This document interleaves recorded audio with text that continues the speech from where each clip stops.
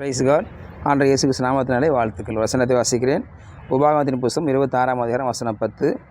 இதோ கர்த்தாவே, தேவரீர் எனக்கு கொடுத்த நிலத்தினுடைய கனிகளின் முதற் பலனை கொண்டு வந்தேன் என்று சொல்லி என் கர்த்தருடைய வார்த்தை பார்க்கிறோம். நிலத்தின் முதற் பலனை கொண்டு வந்தேன் என்று சொல்லுகிற இந்த வார்த்தை எதை குறிக்கிறது சொன்னால், இன்றைக்கி உலகம் முழுவதும் தை திருநாள் என்று சொல்லி தமிழர் பண்டிகையை கொண்டாடி வருகிறோம். இந்த தை பொங்கல் என்பது எதற்காக என்று சொன்னால், தேவன் கொடுத்த எல்லா படைப்புகளிலும் எல்லா நிலத்தினுடைய கனி வகைகளும் கொண்டு வந்து கர்த்தருக்கு படைப்பது, கர்த்தருக்கு நன்றி சொல்லுவது. ஆகவே அந்த படைப்பின் காணிக்கைகளை கர்த்தருக்கு கொண்டு வருவது தான் தை பொங்கலாக இருக்கிறது.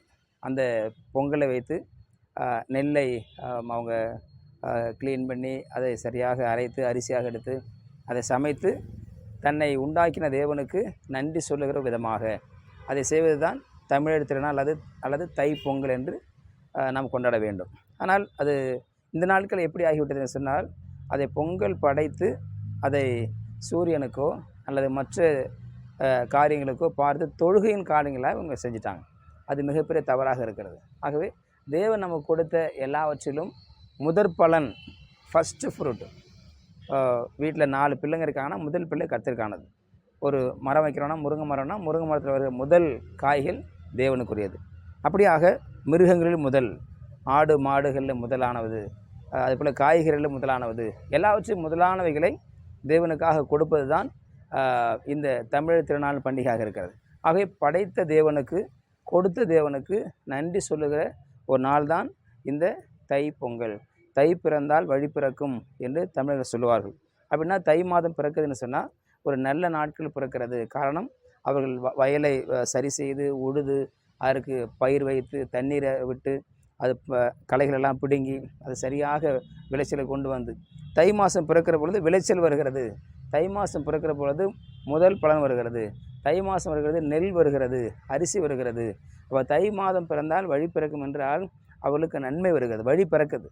இந்த 3 மாதமாக 6 மாதமாக வைத்திருந்த நெற்பயிரானது அது அறுவடை செய்து, அந்த அறுவடையின் காலம்தான் தை திருநாள் என்று சொல்லப்படுது. ஆகவே இந்த தை திருநாளில் தேவன் கொடுத்தவைகள், தேவரே நீர் கொடுத்து உம்முடைய நிலத்திலிருந்து என்று பார்க்கிறோம். உம்முடைய நிலத்தில் தேவன் கொடுத்த நிலம், அந்த நிலத்திலிருந்து செய்கிற பயிர் வகைகள். தண்ணீர் கொடுத்தது தேவன், நிலம் கொடுத்தது ஆண்டவர். அதே போல் அது பயிர் வகை செய்ய ஞானம் கொடுத்தது, பலன் கொடுத்தது எல்லாமே ஆண்டவர் தான். ஆகவே இந்த நிலத்தின் பலனை உமக்காக கொடுக்கிறேன் என்று சொல்லி கர்த்தருக்கு நன்றி சொல்லும் விதமாக அந்த காணிக்கையை படைப்பது தான் அது மிகுந்த முக்கியமாக இருக்குது. ஆக அந்த காணிக்கை தேவனுக்கென்று படைப்பது, தேவன் கொடுத்ததிலிருந்து ஒரு பகுதியை, முதற் பலனை.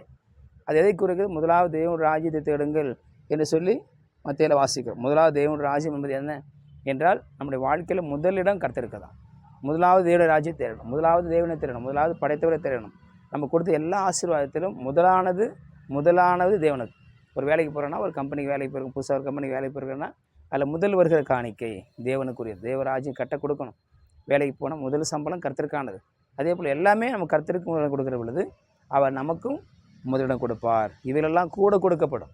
தேவன் ராஜ்யத்தை தேடி போகிற பொழுது மற்ற எல்லாம் நமக்கு அவர் கூட கொடுக்குற தேவனாக இருக்கிறார். ஆகவே இந்த தை திருநாளில் உங்கள் யாவருக்கும் என்னுடைய வாழ்த்தலை சொல்லிக் கொள்கிறேன். கர்த்தர் உங்களை ஆசீர்வதிப்பாராக. உங்களுடைய முதற் பலனை கர்த்தருக்கு படைக்க, கர்த்தருக்கு கொடுக்க ஆயத்தமாக இருங்கள். கொடுப்போம், கொடுங்கள், அப்பொழுது கொடுக்கப்படும். தேவனுக்கு கொடுக்குற பொழுது நன்றி அறிதனுடைய காணிக்கையாக இருக்கிறது. தேவன் நமக்கு செய்ய நன்மைகளுக்கு ஈடாக நாம் அவருக்கு நன்றி சொல்லும்படியாக அந்த காணிக்கை கொடுக்குறோம். ஆக அதை கொடுப்போம். தேவன் நாமத்தை மகிமைப்படுத்தும். கர்த்தர் நம்மை ஆசீர்வதிப்பார். ஜெபிக்கலாம். பரிசுத்தர் நாளுக்கு ஸ்தோத்திரம் பண்ணுகிறோம். நாலு தை திருநாளை கர்த்தர் ஆசீர்வதிக்கும்படி ஜெபிக்கிறோம். ஆண்டவரே, உலகம் நடக்கிற இந்த தமிழர் திருநாள் பண்டிகை கர்த்தர் ஆசீர்வதித்து கொடுப்பீராக. இன்னும் அதிகமாக உங்களுக்கு கொடுக்க முதற் பலனை கர்த்தருக்கு கொடுத்து நாமத்தை மகிமைப்படுத்த உதவி செய்யுங்க. உங்களோட கருத்தில் தாழ்த்து போடுற மேசிய நாம ஜெபிக்க நல்ல பிதாவே. ஆமேன், ஆமேன். You will be succeeded.